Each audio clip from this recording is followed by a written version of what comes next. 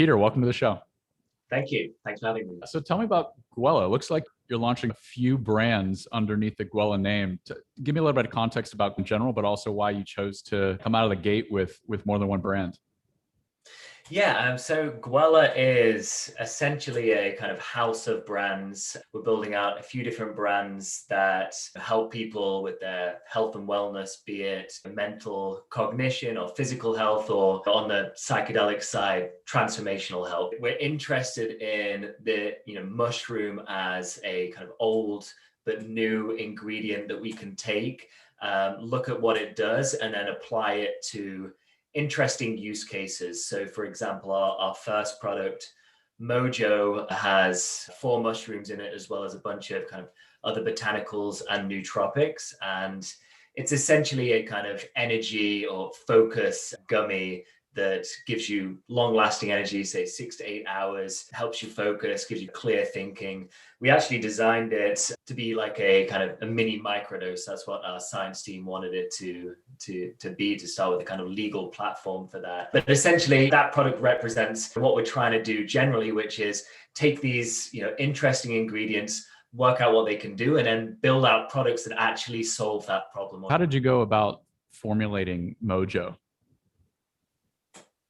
Yeah, it was probably over a year or so R&D. Our chief science officer, Daniel, has done all the kind of food science work. We knew we wanted to do something that, helped with productivity. That was the initial idea. Like, how do we build a cool product that helped people with their productivity in the day, that maybe it was a healthier option than smashing 2 or 3 cups of, coffee or energy drinks or whatever it is. So how do we produce like a neat little product that truly worked, but didn't have the downside of, say, a bunch of coffee that gives you jitters or ends up crashing you at 3 or 4 in the afternoon. So really, it was just an iterative process. We knew there's some good data around certain mushrooms, and there's some good data around some of the botanicals that we've been using, and we blended in some that gave the energy. So for example, we have ginseng, and we have some slow acting caffeine in there. On the mushroom side, we have lion's mane, we have 2 types of cordyceps,